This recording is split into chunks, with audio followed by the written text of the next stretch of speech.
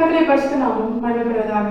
இந்த நாளில் இந்த காலைகளிலே கர்த்தர் நம்மை அவர்கள் பலப்படுத்தும்படி நமக்கு தருகிற வார்த்தை ஏசாயா தீர்க்கதரிசன புஸ்தகம் அதனுடைய 41 அதிகாரம் அதனுடைய 3வது வசனத்தின் 2வது பகுதியும் 4வது வசனத்தின் 2வது பகுதியும்.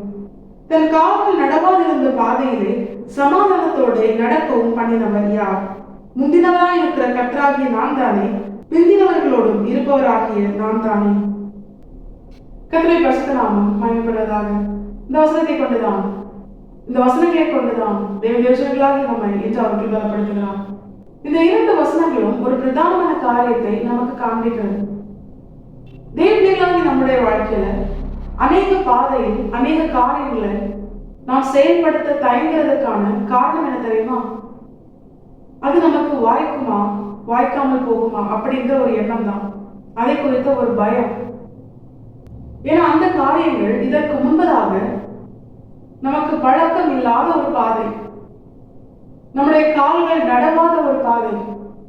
தேவன் நமக்கு வாக்கு பண்ணினாலும் நான் உனக்கு இந்த காரியத்தை செய்வேன் என்று அவரே நம்மோடு கூட பேசி நமக்கு வார்த்தையை தந்திருந்தாலும் இன்னும் அநேக காரியங்கள்ல நாம் முன்னோக்கி செல்லாமல் தடைப்பட்டு நம்முடைய வாழ்க்கை அடைக்கப்பட்டு இருக்கிற ஒரு சூழ்நிலையில இருக்க என்ன காரணம் தெரியுமா? ஆண்டவரே வாக்கு பண்ணின காரியமா இருந்தாலும் அந்த பாதையா இருந்தாலும் இதற்கு முன்பதாக நம்முடைய கால்கள் அந்த பாதையில நடக்காத அப்படிப்பட்ட புதிய பாதையா இருக்கிறதுனால நாம் பயந்து தயங்கி பின்வாங்குகிறோம். நம்மளால முன்னேற முடியல. மீண்டும் மீண்டும் ஆண்டவர் வார்த்தை தருகிறார், பலப்படுத்துகிறார், ஆனாலும் சந்தேகம். ஏன்னா நமக்கு தெரியாத பாதை. ஆனா இந்த வசனத்துல அப்படிப்பட்ட சந்தேகத்தோடு பயத்தோடு கர்த்தரை வார்த்தையை தந்து முன்னோக்கி செல் என்று சொன்னாலும் முன்னோக்கி செல்லாமல் பின்வாங்குகிற, அடைக்கப்பட்டிருக்கிற, முடங்கி கிடக்கிற தேவஜனங்களாகிய நம்மை பார்த்துதான் நம்மை பலப்படுத்தும்படியாய் கர்த்தர் ஒரு காரியத்தை காண்பித்து தருகிறார். தன் கால்கள் நடவாதிருந்த பாதையிலே சமாதானத்தோடு நடக்க பண்ணினவர் யார்? முந்தினவராய் இருக்கிற நான் தானே, பிந்தினவர்களோடு இருப்பவராகிய நான் தானே என்று கர்த்தர் சொல்கிறார். அப்போ ஒரு மனுஷனுடைய வாழ்க்கையில அவனுக்கு இதுக்கு முன்னாடி தெரியாத ஒரு பாதையா இருந்தாலும், அவன் கால்கள் நடவாத பாதையா இருந்தாலும், அந்த பாதையிலும் சர்வ வல்லமையுள்ள தேவன் அவனோடு கூட இருந்தாரேயானால் அவனால் அந்த பாதையில சமாதானமாய் நடக்க முடியும். இதுதான் கர்த்தர் இன்று நமக்கு மீண்டும் ஒரு விசை நினைப்பூட்டுகிறார். நீ எதுக்காக பயப்பட?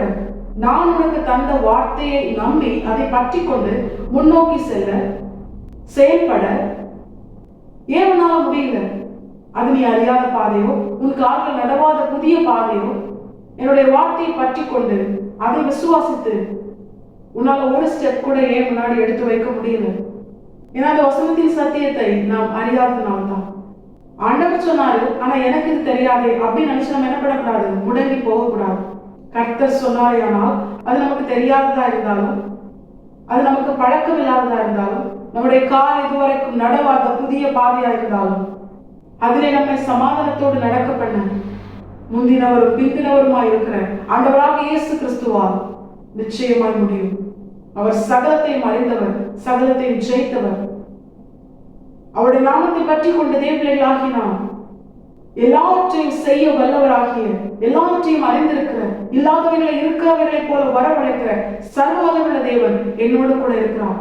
எனக்காக அவர் நியமித்த பாதையை காண்பித்து அவர் என்னை நடக்க சொன்னாரே ஆனால் சந்தேகப்படாமல், பயப்படாமல், ஐயோ எனக்கு தெரியாது புரியாது அப்படின்னு சொல்லி பின்வாங்காம, முடங்கி போகாம, தேவர்களாகிய நாம் கர்த்தருடைய வார்த்தையை பற்றி கொண்டு அந்த பாதையிலே ஒரு அடி எடுத்து வச்சாலும் அதுல எவ்வளவு பெரிய தடைகளும் போராட்டங்களும் இருந்தாலும், எப்படி கரை புரண்டு வருகிற யோர்தான் ஒரு குவியலாக நின்றதோ, இஸ்ரவேல் ஜனங்கள் யோர்தானை கடந்து சென்றார்களோ, அதே போல தேவர்களாகி நம்மையும் நமக்கென தேவன் நியமித்த பாதையிலே, நமக்கு அறியாத, நம்முடைய கால்கள் நடவாத அந்த புதிய பாதையிலே கர்த்தர் நம்மை தடையில்லாமல் எந்த விதத்திலும் நாம் முடங்கி போகாமல் நம்மை சமாதானத்தோடு நடக்க செய்து அந்த பாதையை கடக்க செய்து தேவன் நமக்கென வைத்திருக்கிற செழிப்புள்ள மகா மேன்மையான ஆசீர்வாதங்களை தேவர்களாக்கி நாம் சுதந்திரிக்கும்படியால் முந்தினவரும் பிந்தினவரும் சர்வ வல்லமையுள்ள தேவனுமாய் இருக்கிற கர்த்தர் நமக்கு உதவி செய்து நம்மை உயர்த்தி நம்மிலே அவர் மகிமைப்படுவது அதிக நிச்சயம். தேவர்களாகி நாம் இதை உணர்ந்து சமாதானத்தோடு நடக்கப்படுகிற கர்த்தரை நோக்கி பார்த்து அவர் இதை சொன்னாரேயானால் அதை செய்து முடிக்க வல்லவர் போதுமானவர் உண்மை உள்ளவருமாய் இருக்கிறார் என்று விசுவாசித்து அவர் நமக்கு காண்பித்த பாதையிலே அவரை நம்மை வழிநடத்தும்படியால் கர்த்தரை பற்றி கொண்டு அவர் வார்த்தைக்கு கீழ்ப்படிந்து வாழ நாம் நம்மை முழுமையாக கர்த்தரை பார்த்து அர்ப்பணிப்போம். கர்த்தர் இந்த வசனத்தை கேட்டு நம் அனைவரையும் ஆசீர்வதித்து வழிநடத்துவாராக. கர்த்தரை பரிசுத்த நாம் மட்டுமே மகிமைப்படுவதாக. மாரநாதா இயேசு வருகிறார். ஆயத்தப்படுத்துவோம். ஆமென். பலன் ஒன்றுமில்லை என்று நான் அறிவேன், அவர் பலன் இன்றும் குறையவில்லை.